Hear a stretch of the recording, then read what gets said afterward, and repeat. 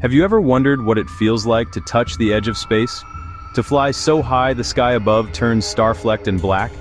This is the realm of the high-altitude reconnaissance pilot, the curvature of the Earth, right outside your canopy. Beauty, danger, survival is a constant, calculated effort. At altitudes exceeding 70,000 feet, more hostile than the deepest trenches or the highest peaks. Your thin bubble of life versus a world that wants it back. The challenges are immense. You are pilot and life support manager, physiologist and survivor, all while commanding mind-bending speed. Machines like the SR-71 Blackbird and the U-2 Dragon Lady, marvels of engineering, with a human as the most fragile component. Every switch, every gauge, every breath a critical link. One lapse, consequences swift and absolute. A ballet on the edge of the atmosphere. 70,000 feet is not just a number, it is a frontier.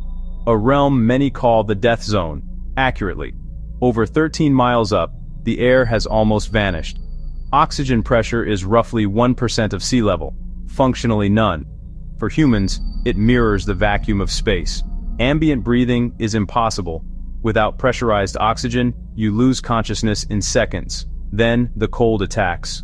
Ground cold is gentle by comparison. Up here, -70 Fahrenheit, often lower. Cold can embrittle metals and gel fuels. Unprotected exposure is catastrophic. Core heat dumps rapidly. Hypothermia is brutal. Only thin layers stand between you and it. Pressure is the other killer. At sea level, air keeps fluids liquid. At 70,000 feet, it's under 1 psi. Near vacuum physics take over. Liquids boil at body temperature. No margin for error exists here. Engines and life support must be flawless. Survival is design, training, and respect for the environment. Silent beauty, hiding lethal secrets. Imagine sudden exposure at 70,000 feet. Raw, hostile, immediate. The experience would be brief and brutal. First comes hypoxia, oxygen starvation. Useful consciousness, about 10 seconds. Vision narrows, cognition fades, consciousness gone. Cells starve, systems shut down. At the same time, the cold strikes. Exposed tissue freezes almost instantly. Moisture in eyes freezes, nose and mouth. Core temperature plummets. Shivering cannot keep up. Organs fail within minutes. Then pressure physics turn gruesome. This is ebulism. Above Maury 63,000 feet, water boils at 98.6 degrees. Surface fluids bubble, saliva, tears, and airway moisture. Blood stays liquid, but gases form bubbles, like the bends. Tissues swell, skin holds, while hypoxia and cold finish the job. The first line of defense is the pressurized cockpit, a man-made habitat, recreating lower altitude conditions. It convinces your body you are lower, around 20 to 30,000 feet, while you're actually 13 miles higher. This works via cabin pressurization, essential for performance and survival. Thin, cold air is drawn in, compressed and tapped as bleed air, very hot at source, then cooled via heat exchangers and packs to comfortable, breathable levels. A sophisticated environmental control system, ECS, pumps conditioned air into the cabin, raising pressure. An outflow valve meters air out, controlled to hold the target cabin altitude. The balance maintains pressure and ventilation. It constantly adapts to altitude changes, keeping the cockpit safe and stable. It adds thermal insulation and UV shielding. It is the pilot's office and life raft. But the bubble is fragile. Cracks, seal failures, or system faults can cause rapid decompression. Pilots train relentlessly for that moment. The Armstrong Line is an invisible boundary, named for aviation physician Harry Armstrong, where biology's rules change. Around 63,000 feet, water boils at human body temperature. Unprotected, surface fluids vaporize. That's ebulism. A pressurized cockpit is primary protection. But failures can happen. Explosive decompression exposes you instantly. Above the line, a mask alone is insufficient. Because ebulism, not just hypoxia, is the threat. Survival depends on a personal pressure system, a full pressure suit. That's why U-2 and SR-71 crews wore them. Essentially personal spacecraft. Bladders inflate instantly on decompression, providing counter-pressure to stop boiling fluids, and limiting gas bubble formation. It buys time to descend to safety. 2 layers. Cockpit first, suit as insurance, a razor's edge environment, with life support that must react instantly, the final barrier against a near vacuum. Above the Armstrong line, pressure is life. Even in a pressurized cockpit, you don't breathe cabin air. At a cabin altitude roughly in the high 20s, like inside an SR-71, air is still too thin. Pilots wear masks continuously, breathing 100% oxygen throughout the mission. The mask seals precisely, no leaks. Oxygen comes from liquid oxygen, LOX, converters. LOX is oxygen chilled to 297 degree, compact, dense storage. Small tanks, lots of breathable gas. It's warmed and converted back to gas, then regulated to the mask. Regulators adjust pressure by cabin altitude, ensuring exactly what's needed. Breathing pure O2 serves two aims. It prevents hypoxia and prepares you for emergencies.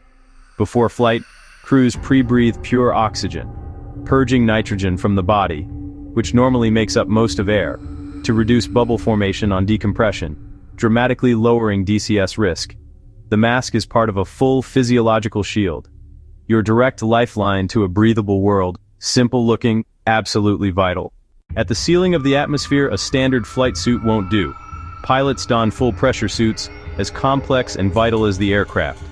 SR-71 crews use David Clark suits, like the S-1030, custom-fitted layers of fabric, rubber, and steel, your personal spacecraft. Built to keep you alive if the cockpit fails. Suiting up is a meticulous ritual. Every zipper, every connection, every seal, must be perfect. Lives depend on it. These suits use mechanical counter-pressure, capstan tubes and non-stretch layers, inflating instantly to squeeze the body, preventing embolism and bubble formation. Crushing, yet life-saving. A sealed helmet completes the system, providing oxygen, comms, and sun protection. Together, a self-contained ecosystem. Cumbersome on the ground, it integrates with the aircraft in flight, becoming a shield against the void. Hot, confining, crafted for a bad day. Flying the SR-71, nicknamed the Habu, defies simple description. Each mission felt like visiting another world. Imagine cruising near Mach 3 at 80,000 feet. The sky deep purple-black with stars, and even the moon in daylight. Below, a curved Earth, wrapped in a thin blue ribbon. But moments test man and machine. During training, one crew suffered a dual-engine flameout at 78,000 feet. The J-58 roar vanished. They became a very expensive glider. Pressurization began to decay. Emergency systems kicked in. The suit tensed and held. They executed restart procedures, and the engines roared back. One failure can change your day. Sealed for hours, breathing pure oxygen, managing complex systems is draining. Vigilance never stops. Meals come through a helmet port, liquid food from tubes. Yet the view and mission make it worth it. Over Southern California, a playful ATC moment. Controller, 525 knots. Narrator, then came a Blackbird check. Controller, 1,980 knots. Narrator, radio silence said it all. Surviving, functioning above 70,000 feet is a triumph of engineering and physiology. It's not just engines or airframes. It's life support bridging biology and void. From the cockpit that makes air, to the suit that makes pressure personal. Every component pushes past limits. The stratosphere became our laboratory. Pioneers like Harry Armstrong, and engineers at David Clark, and many others, built the path. Principles of pressurization, life support, and protection from extremes, directly informed spacecraft, and astronaut suits. Reconnaissance programs were stepping stones, teaching us to keep humans alive where none should be. Pilots were aviators, engineers, explorers, trusting a web of technology, knowing survival needs 1,000 parts to work. They flew a razor's edge, beauty and danger, inches apart. A human story of innovation and courage, building fragile worlds of metal, fabric, and air, so our curiosity can keep reaching for the stars. Above 70,000 feet, oxygen is scarce and the cold is lethal. Pressurized cockpits provide a survivable atmosphere, and oxygen masks deliver pure O2. Above the Armstrong line, pressure becomes life itself. Pressure suits act as personal spacecraft, buying time when seconds count. Pre-breathing purges nitrogen, reducing decompression risk. ECS keeps pressure and temperature in balance. These aircraft pushed humans to the edge, safely. Engineering and discipline make the impossible routine. Every gauge and switch is a link in a survival chain. Every breath is deliberate. Every mission, hard-won knowledge. Suit, helmet, oxygen, pressure. The edge of space is closer than it seems, and further than our bodies can go alone. We survive there by building our own atmosphere, defeating hypoxia, cold, and vacuum with elegant systems. And we keep going, because curiosity demands it.